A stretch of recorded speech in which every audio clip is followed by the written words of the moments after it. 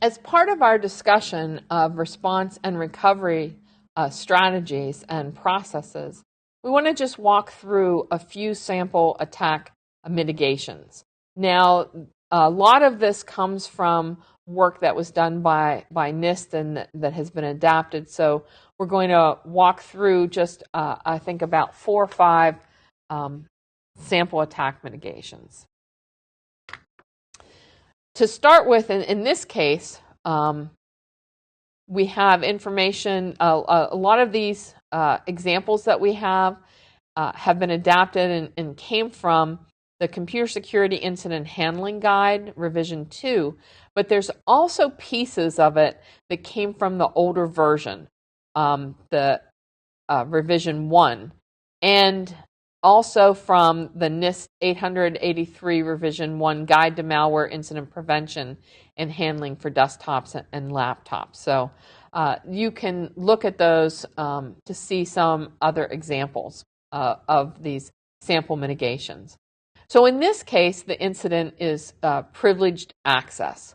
So when we're talking about privileged access, we're talking about an intruder or someone who is now accessing information that they're not authorized for, but they're accessing a system, not just information, but a system or other resources at the privilege level. So when we talk about privilege level, we're talking about someone who has root or administrative access. They may have been able to gain that by exploiting a vulnerability on a system that would give them privileged access. They may have been able to get a user's credentials and then escalate their privileges to get privileged access. There could be many different ways that they gain that privileged access. So possible mitigations in this case would be to isolate the affected system, but again, understanding the criticality of the system and any impacts to the infrastructure and the services of the organization, and making sure that that's appropriate before disconnecting from the network. You might not want to shut down the system immediately. You might want to collect the information in the best way possible, but determine if isolation is the correct mitigation access. And then because someone with privileged access can change anything, rebuild the affected system once all the evidence has been collected, reinstall and secure the operating system and any applications. And again, from in either the original distribution media and any updates that have come from that, or if you have known good backups. The reason we stress known good backups is that if you have a backup that actually was done and all the intruder artifacts are involved in the system, if it was backed up when the system was actually affected, then you're only going to reinstall an affected system again. So that's why it has to be known good backups. It can't just be any backup. Restoring data from, again, known good backups, having someone vet that data. If there's patches, if there was a vulnerability that was exploited, installing the patches. If there are passwords that may have been stolen and compromised, changing those passwords, but again, only when you know that the system and the infrastructure has been secured again. And tightening the network security perimeter by changing any types of configurations, whether that's firewall rule sets, boundary router access control lists, any other type of network perimeter security. So ensuring that anything that can be done to prevent this from happening, preventing this access is installed. If there needs to be new logging or network monitoring, putting those in place. Now, again, each of these pieces may not have to be done. For a particular incident, you have to understand what has happened, what has been impacted, and know if any of these steps are relevant. And then also identify any other hosts for similar compromise, but of course you would do that before you rebuilt the system, changed all the passwords, and tightened and improved the security operations. You'd want to do that once you knew all the hosts had any type of eradication or recovery processes done. The next example is for malicious code. So in this case, malicious code now has been installed on a system, and possible mitigation actions can be to contain the malware.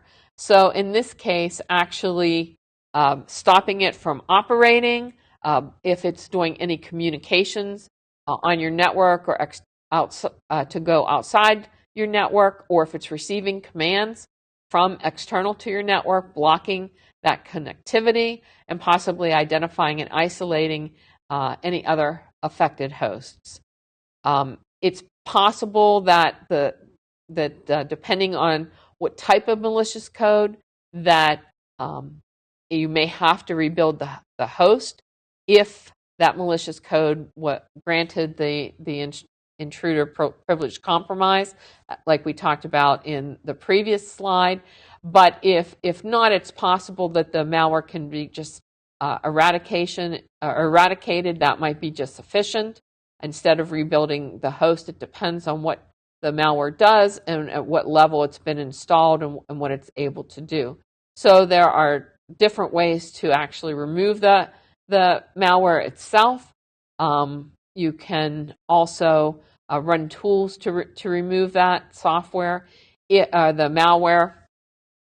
And if you have to do any education with the user, making sure if the end user or local system and network administrators need to perform any actions, ensuring that they have the right set of instructions and do any particular software updates. So it could be if there are vulnerabilities that were involved, that the malware actually was an exploit against a vulnerability, then also looking to eliminate or mitigate those vulnerabilities or weaknesses on that affected system.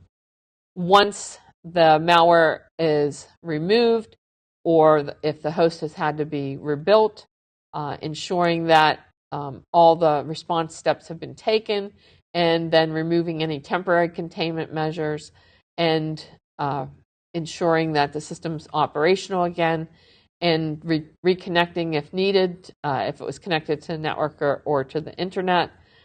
And then, again, periodically performing activities to identify hosts that are still infected and estimate the success of eradication. So what we mean there is really looking back to see that you're not finding the same type of malware showing up on other systems again. Because if that's the case, then the steps that you took initially were not effective, and you're going to have to determine another course of action. In the case of a denial of service, possible mitigation actions might be, number one, identify the source of the denial of service if that's possible, but keep in mind that sometimes through some of the denial of service attacks that are ongoing, there can be spoofed IP addresses. There can be many different IP addresses that are rapidly changing. There were cases where, and there are also amplification attacks where there can be one initial intruder that is now controlling multiple other systems to send packets of information to the target, and then the response is sent back to these other systems. So just understanding where the sources might be and how some other systems may be inadvertently involved in a denial of service attack. If there was some type of vulnerability weakness that had been exploited that allowed tools to be installed on systems to actually affect a denial of service against a target, ensuring that those have been removed, or if they're on systems outside of your control, working with others through coordination to get that removed from the offended systems that are participating in the attack. Implementing filtering based on the characteristics of the attack might be something that can be a possible mitigation, but you really have to think about if that filtering is going to cause unnecessary constraints on your own network and causing you to actually increase the denial of service. So you have to think really deeply about where the filtering might occur on your organization infrastructure, and it might be the case that you need to involve your internet service provider and have a filtering done at their site from their perspective or from their level. If you can't stop the traffic coming to your targeted site, it may be possible that you can relocate the target so that they're removed from the being able to be accessed as a target of a denial of service attack, move them to another more protected part of the network so that they can continue their actual activity. So those are just some real high-level steps. There's a lot more that goes into denial of service prevention and response, but these are just some possible mitigations as outlined in the various NIST guides we mentioned. Another incident example is inappropriate usage, and if it's possible that the actual inappropriate usage might not be security related, so there may require no containment, eradication, or recovery steps. So you have to look at what was actually done, understand what the inappropriate usage was.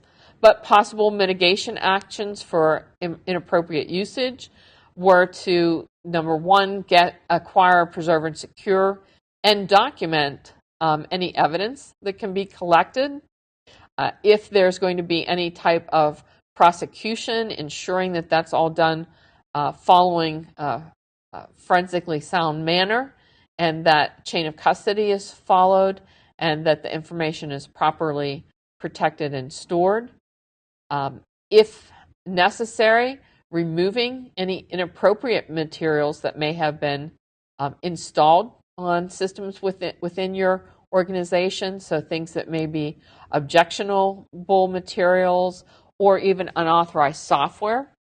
And then putting in place any additional controls that might help to do better protection of those systems and any detection of the results or the outcomes of any type of inappropriate usage. So, for example, if an employee on your staff decided that they were going to have their own, use your resources, use your systems and network to actually have their own service, maybe their own, they were selling products online, and they set up the website using one of your systems, you could ensure that no traffic was able to get to that system. You could also make sure that you removed any of the tools and software that they had set up to use your resources to sell their own products.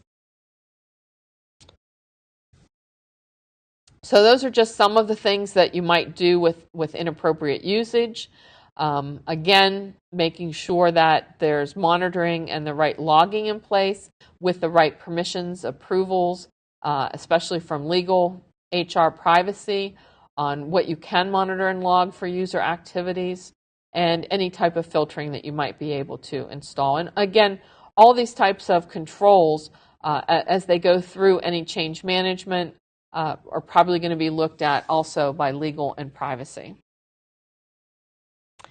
As the last scenario, think about how it makes it a more complex situation if there's an incident that involves multiple malicious activities. So there may be different types of activity going on, and think how you would respond to that. So in this case, for example, malicious code is spreading through email, and if you receive that email, the malicious code is downloaded and compromises the workstation. If that occurs, then the attacker uses the compromised workstation and is able to gain privileged access.